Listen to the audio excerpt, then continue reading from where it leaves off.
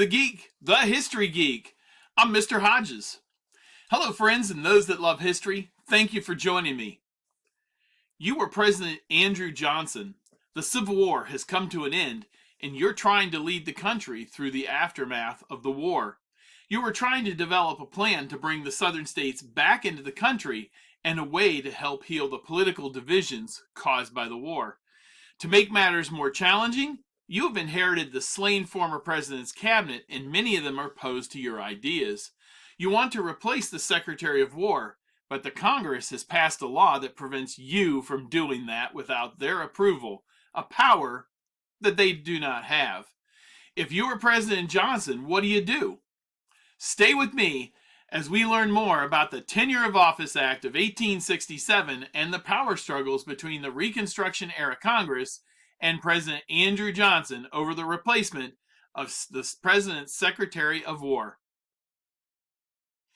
As we come to the end of the fighting in the U.S. Civil War and begin the process of Reconstruction in the South, the President and the Congress will begin to grapple with how to bring the southern states back into the country. Many Southerners were dissatisfied with how the war was ending and the freeing of their enslaved labor in their states. The reactions of these Southerners will cause the rise of the more radical elements of the Republican Party to come to power in effort to help the newly freed slaves and to give those freedmen equality and citizenship. The Republican Congress and the President did not see eye to eye on how Reconstruction should proceed and what it should do. The President even came into conflict over his Reconstructionist policies with some members of his cabinet members that he inherited when Lincoln was assassinated. President Johnson frequently clashed with the Secretary of War, Edwin Stanton, and the President wanted to remove him and appoint someone new. The 39th Congress created the Tenure of Office Act of 1867 to limit the power of the President to remove certain office holders. The law required the approval of the U.S. Senate for the removal of anyone the President had appointed. The Congress did not want the President to be able to remove people that disagreed with the President's policies. Despite the law being vetoed by the President, the Congress voted to override the presidential veto, and the law was enacted on March 2, 1867. The trouble with that was that the law granted a power that was not given to the U.S. Senate by the U.S. Constitution. In hopes of testing the unconstitutional law, President Johnson would decide to remove Edwin Stanton, who had been appointed by former President Lincoln. Johnson would attempt to remove him in August of 1867. The timing of this action was extremely important. When the President suspended Stanton, he alerted the Senate as he was required to do so according to the Tenure of Office Act. But the President had found a loophole in the law. Since Congress was on recess till late November 1867, the President could circumvent the Congress, and there was nothing that the Senate, which was currently on recess, could do about it at that time. This is where the story gets even more interesting. He asked General Ulysses S. Grant to serve as the Secretary of War ad interim on August 12th of 1867. Grant would serve in this position for 5 months while Stanton remained in office. This put General Grant in a very difficult position in the battles between the President and the U.S. Congress. When the Senate came back into session, they immediately overruled Stanton's suspension. This forced Grant, who tended to agree more with the congressional Republican ideas about Reconstruction, to make an important decision.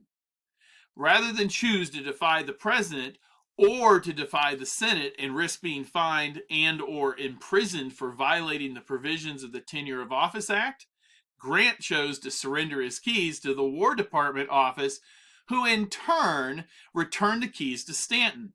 This action would anger the President, who felt that the ad interim Secretary of War should have notified him of his decision before stepping down. This would cause a complete break of trust between President Johnson and Grant. Not to be deterred, Major General Lorenzo Thomas was named the Secretary of War by President Johnson.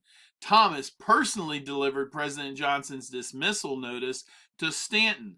Stanton, however, refused to accept the president's decision and also refused to leave the office. Instead, he had Major General Thomas arrested for attempting to illegally seize his office. When he realized that the arrest would allow the courts to review the law, which was what the president wanted, Stanton wisely dropped the charges.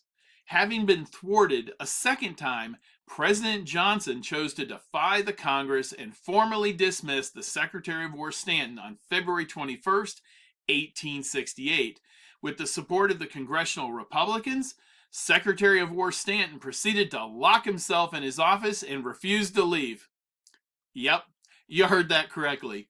Despite the law being unconstitutional, the president's removal of Stanton without the consent of the Senate would be used as the legal premise for the impeaching of President Andrew Johnson and would become the reason for the famous impeachment trial of Andrew Johnson.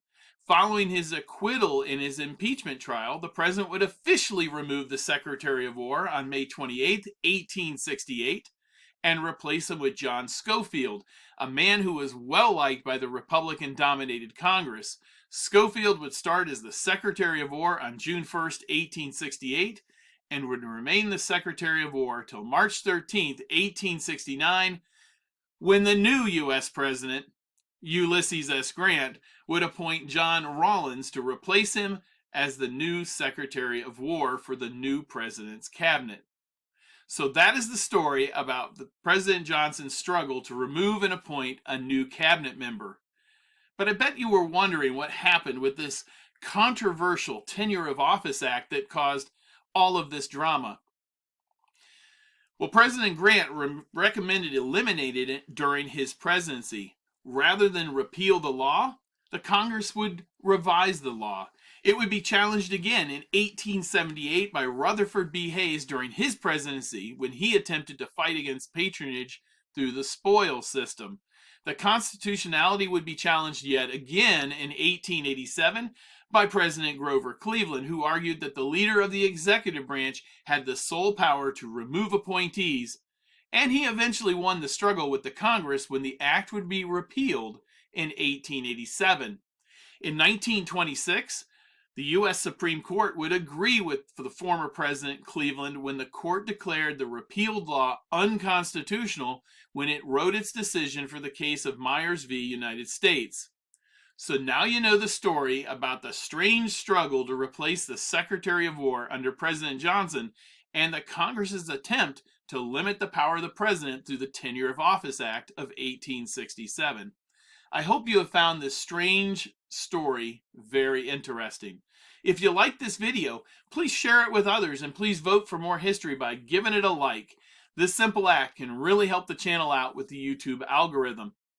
I want to take a moment to thank all the people that have supported the channel by subscribing. Thank you. I would also like to urge new viewers or those that have not subscribed to please do so. It is totally free and it will really help the channel out. Be sure to click on the subscribe and then click on the bell to receive all push notifications for future videos. Remember, my friends, there's a lot more history left to explore. Now, with that in mind, I challenge you to take some time to explore some of the past videos on the channel. I know you will find other history content on here that you will like. Well, that's all for now.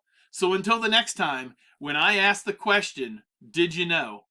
I am Mr. Hodges, and this is the History Geek.